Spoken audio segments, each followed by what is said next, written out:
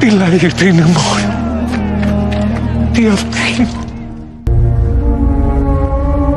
کیا کبھی آپ نے اپنی زندگی میں اتنی سخت تکلیف محسوس کی ہو کہ آپ کے دل میں صرف غصہ اور نفرت بھر جائے؟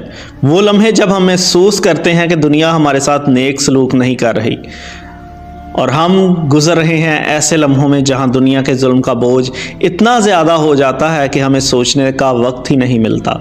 لیکن ایک ایسا لمحہ بھی تھا جب یسوع مسیح نے صلیب پر لٹکتے ہوئے جو کہا وہ ہمیشہ کے لیے ہمیں کچھ سکھا گیا۔ ایک لمحہ ایسا آیا جب دنیا ان کے خلاف تھی اور وہ اپنی تکلیف میں تھے، لیکن ان کا پہلا کلمہ کیا تھا؟ وہ کیا کہہ رہے تھے؟ اے باپ انہیں معاف کر کیونکہ یہ نہیں جانتے کہ یہ کیا کر رہے ہیں۔ آج ہم اس کلمے کے گہرے معنی کو دیکھیں گے اور سمجھیں گے کہ یسوع نے اس وقت اپنے دشمنوں کے لیے معافی کیوں مانگی۔ یہ ایک ایسا کلمہ تھا جو نہ صرف اس وقت کے لوگوں کے لیے تھا بلکہ ہم سب کے لیے بھی ایک پیغام تھا۔ کیا آپ کبھی اپنے دشمنوں کو معاف کرنے کے بارے میں سوچتے ہیں؟ جب آپ پر ظلم ہو رہا ہو، کیا آپ کے دل میں معافی کا جذبہ ہوتا ہے؟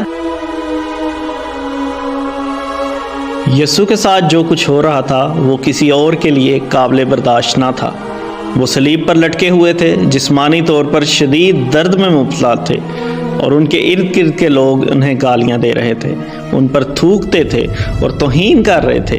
اس لمحے میں جب ہر انسان میں غصہ اور انتقام کا جذبہ بیدار ہوتا ہے، یسوع نے وہ کیا جو ہم میں سے اکثر نہیں کر پاتے۔ انہوں نے معافی کی دعا کی۔ یہ معافی کا کلمہ ایک سوال ہے، ہم اپنے دلوں میں کتنی بار معافی کے لیے جگہ بناتے ہیں؟ یسوع نے اپنے دشمنوں کے لیے دعا کی اور ان کا مطلب تھا کہ وہ ان کے گناہوں کو معاف کرنے کے لیے تیار تھے۔ یہ کلمہ ایک ایسی گہری حقیقت کو ظاہر کرتا ہے جسے سمجھنا ہم سب کے لیے ضروری ہے۔ جب ہم کسی کو معاف نہیں کرتے، ہم اپنے دلوں میں غصہ، نفرت اور مایوسی کو جگہ دیتے ہیں۔ یسوع کا یہ کلمہ ہمیں سکھاتا ہے کہ معافی صرف دوسروں کے لیے نہیں بلکہ خود ہمارے لیے بھی ضروری ہے۔ یہ کلمہ اس بات کو ظاہر کرتا ہے کہ جب تک دوسروں کو معاف نہیں کرتے، ہم خدا کی محبت اور سکون کو اپنے اندر نہیں لے سکتے۔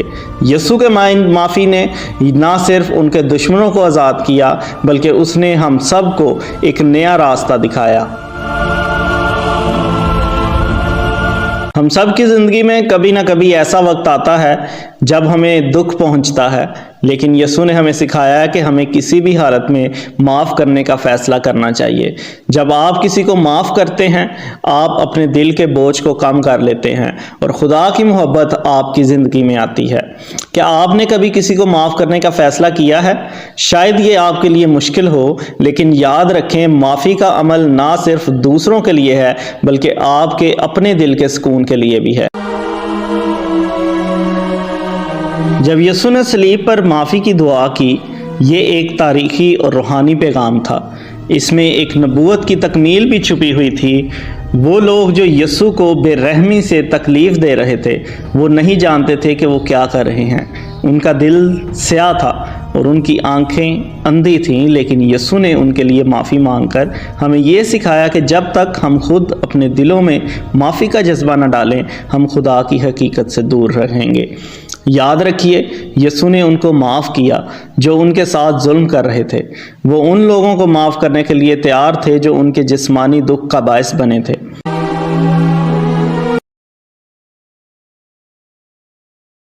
یسوع کا یہ کلمہ ہمیں بتاتا ہے کہ جب ہم دوسروں کو معاف کرتے ہیں، ہم حقیقت میں خدا کی محبت اور رحمت کو اپنی زندگی میں قبول کرتے ہیں۔ یسوع کا یہ کلمہ ایک سوال ہے جو ہم سب سے کیا جاتا ہے۔ کیا آپ اپنی زندگی میں معافی کی طاقت کو جان سکتے ہیں؟ اگر یسوع نے صلیب پر اپنے دشمنوں کو معاف کیا، تو ہم کیوں نہ اپنے دلوں میں معافی کا جذبہ پیدا کریں؟